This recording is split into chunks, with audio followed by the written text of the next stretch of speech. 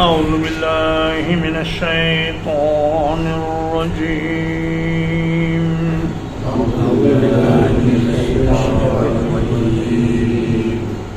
بسم الله الرحمن الرحيم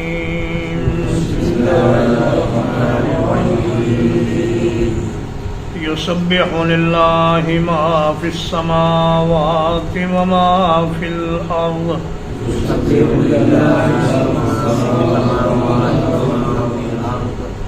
اللہ کے لیے تسبیح بیان کرتی ہے ہر وہ چیز جو آسمانوں میں ہے اور جو زمین میں ہے۔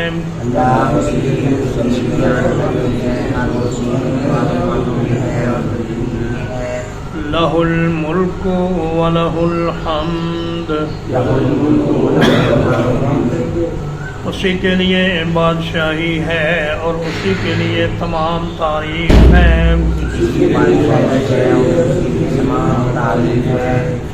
وَهُوَ عَلَى كُلِّ شَيْءٍ قَدِيرٌ، اور وہ ہر ایک چیز پر کامل قدرت رکھنے والا ہے۔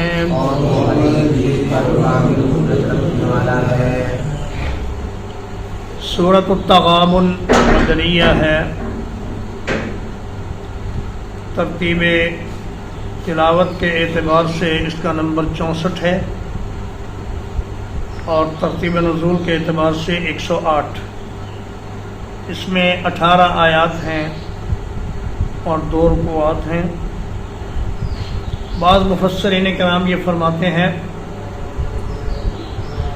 کہ اس کی کچھ آیات مکہ مکرمہ میں نازل ہوئی ہیں اور کچھ مدینہ طیبہ میں۔ آیت نمبر 1 سے 11 تک مکی آیات ہیں اور 12 سے 18 تک مدنی آیات، مگر اکثریت کا یہ کہنا ہے کہ یہ مدنی صورت ہے۔ اس کا نام آیت نمبر 9 سے لیا گیا ہے، ذالک یوم التغابن۔ تغابن غبن سے تفاعل کا صیغہ ہے اور یہ مبالغے کے لیے ہے۔ کہتے ہیں غبن فلانن، کہ اس آدمی نے دوسرے آدمی کو نقصان پہنچا کر خود فائدہ حاصل کیا،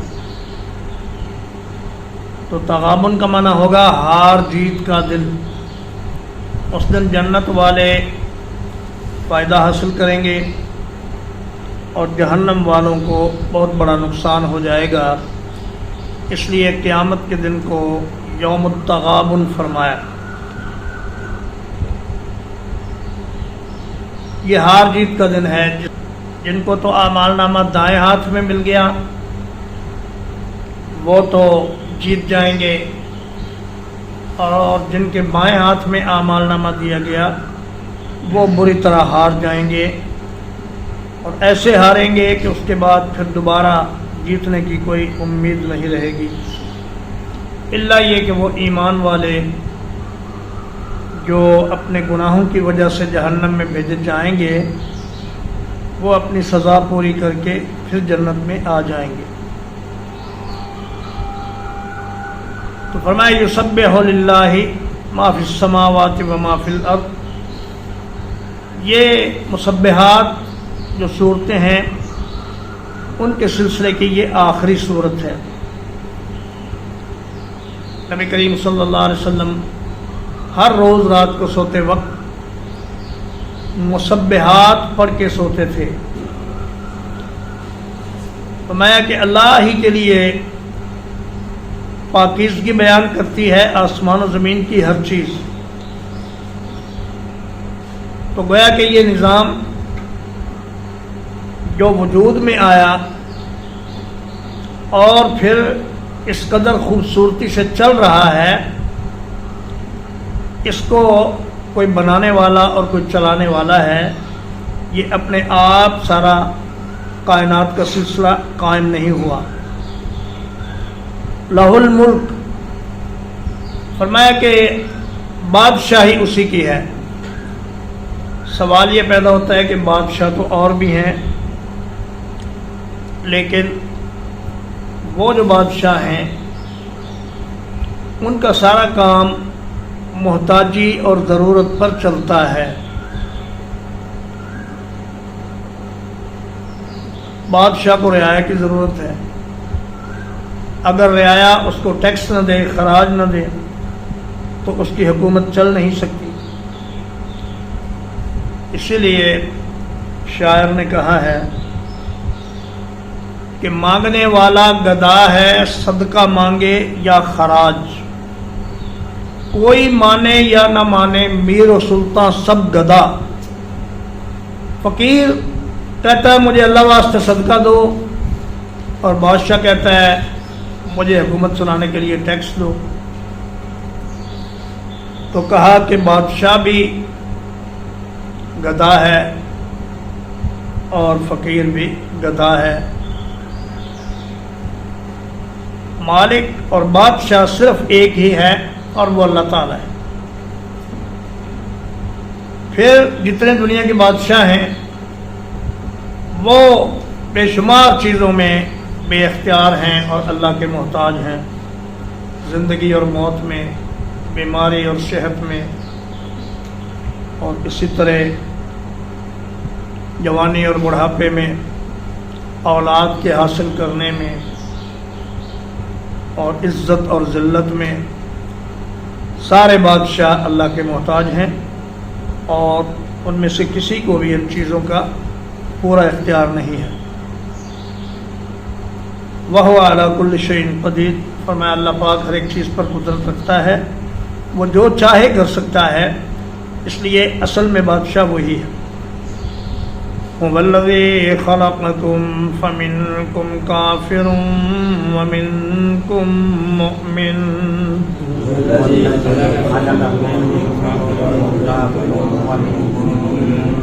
وہی ہے جس نے تمہیں پیدا کیا تو تم میں سے کچھ کافر ہیں اور کچھ مومن ہیں۔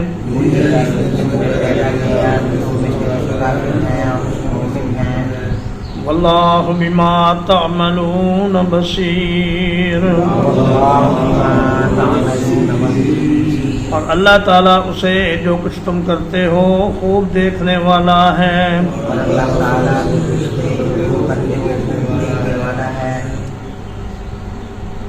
فرمایا کہ اللہ پاک نے تمہیں پیدا کیا ہے، پیدا ہوتے وقت کوئی بھی بچہ کافر نہیں ہوتا۔ نبی کریم صلی اللہ علیہ وسلم نے فرمایا کل مولود یولد علی الفطرۃ فابواہ یحودانہ او ینصرانہ او یمجسانہ، فرمایا ہر بچہ فطرت اسلام پر، توحید پر پیدا ہوتا ہے۔ اب یہ خارجی عوامل ہوتے ہیں جو اسے یہودی یا عیسائی یا مجوسی بنا دیتے ہیں، مگر جب پیدا ہوتا ہے تو خالص توحید کا جذبہ لے کر پیدا ہوتا ہے۔ اور فرمایا کہ اس کائنات میں دو ہی قومیں آباد ہیں، ایک کا نام کافر ہے، ایک کا نام مومن ہے۔ کافر کا ذکر پہلے فرمایا اس لیے کہ کافر دنیا میں ہمیشہ زیادہ رہتے ہیں اور ایمان والے کم رہتے ہیں، اور اس لیے بھی پہلے کافر کا ذکر فرمایا کہ ہونا یہ چاہیے تھا کہ سارے لوگ مسلمان ہوتے، لیکن اکثریت لوگوں کی وہ ناشکری ہے اور اللہ کی منکر ہے۔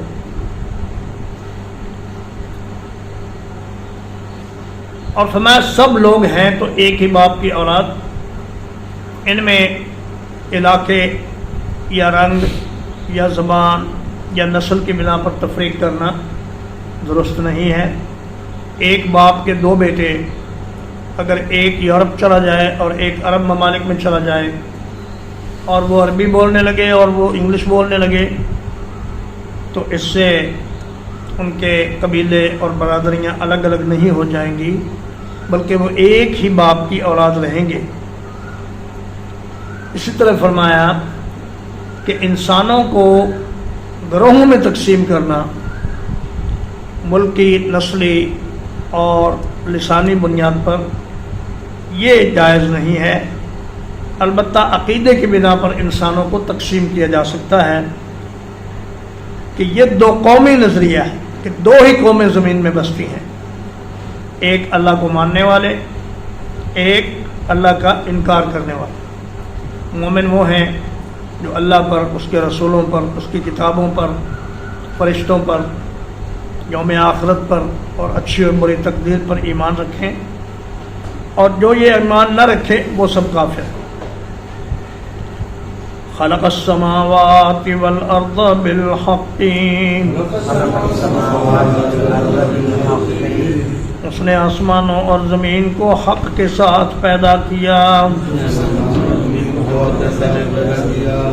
وَصَوَّرَكُمْ، اور تمہاری شکلیں بنائیں۔ فَأَحْسَنَ صُوَرَكُمْ، تو تمہاری شکلیں بہت خوبصورت بنائیں۔ وَإِلَيْهِ الْمَصِيرُ، اور اسی کی طرف لوٹ کر جانا ہے۔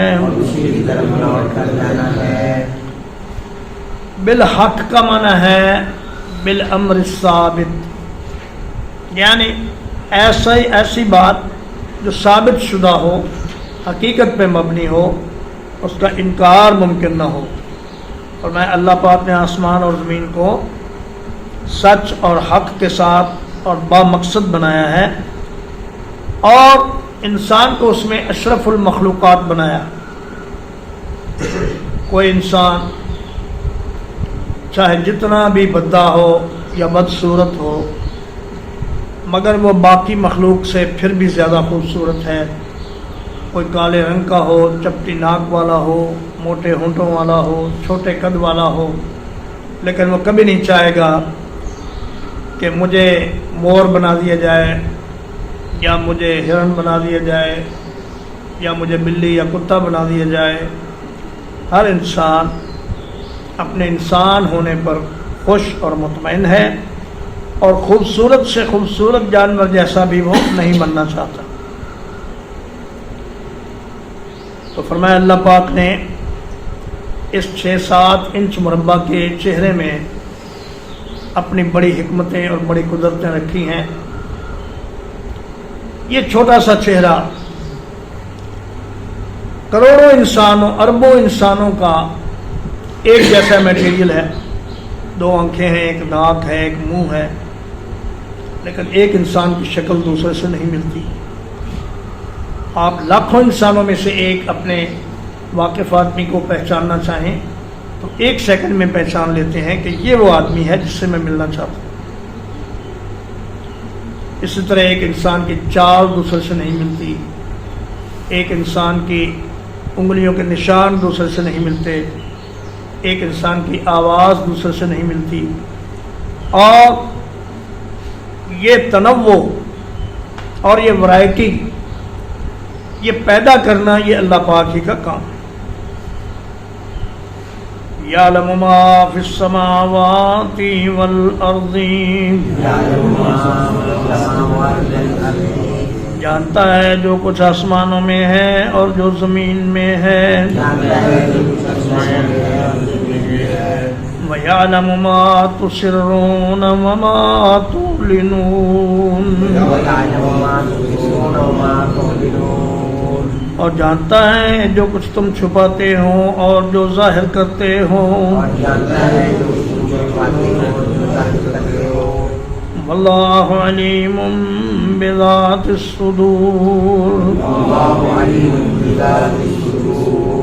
اور اللہ تعالیٰ سینوں والی باتوں کو بھی خوب جانتا ہے۔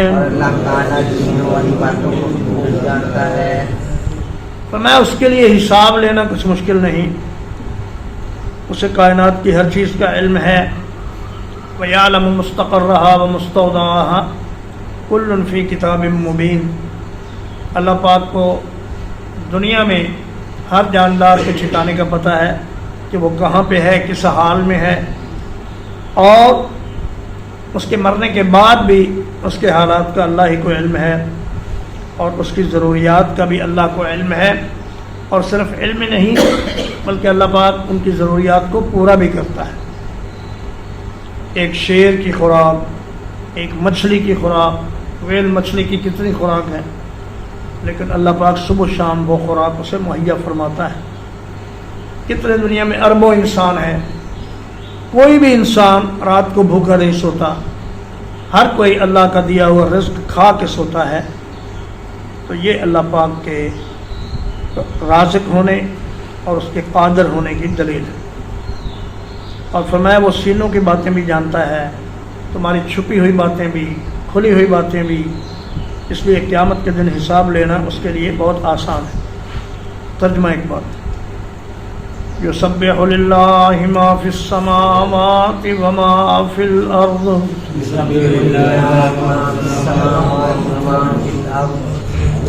پاکیزگی بیان کرتی ہے اللہ کی ہر وہ چیز جو آسمانوں میں ہے اور جو زمین میں ہے۔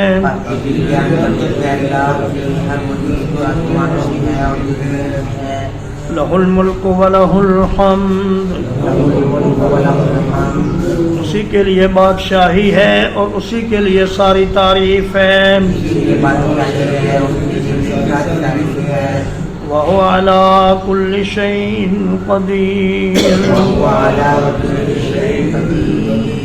اور وہ ہر ایک چیز پر کامل قدرت رکھنے والا ہے۔ وَهُوَ الَّذِي خَلَقَكُم، وہی ہے جس نے تمہیں پیدا کیا۔ فَمِنْكُمْ كَافِرٌ وَمِنْكُمْ مُؤْمِنٌ، تو تم میں سے کچھ کافر ہیں اور کچھ ایمان والے ہیں۔ واللہ بما تعملون بصیر، اور اللہ تعالیٰ اسے جو تم کرتے ہو خوب جان دیکھنے والا ہے۔ خلق السماوات والارض بالحق، اس نے آسمانوں اور زمین کو حق کے ساتھ پیدا کیا ہے۔ وَصَوَّرَكُمْ فَأَحْسَنَ صُوَرَكُمْ، اور تمہاری شکلیں بنائی اور نہایت خوبصورت شکلیں بنائی۔ وَإِلَيْهِ الْمَصِيرُ، اور اسی کی طرف لوٹ کر جانا ہے۔ یعلم ما فی السماوات والارض، جانتا ہے جو کچھ آسمانوں میں ہے اور جو زمین میں ہے۔ وَيَعْلَمُ مَا تُسِرُّونَ وَمَا تُعْلِنُونَ، اور جانتا ہے جو کچھ تم چھپاتے ہو اور جو ظاہر کرتے ہو۔ واللہ علیم بذات الصدور، اور اللہ تعالیٰ سینوں والی باتوں کو بھی خوب جانتا ہے۔ وصلی اللہ علی نبینا محمد وآلہ وصحبہ اجمعین۔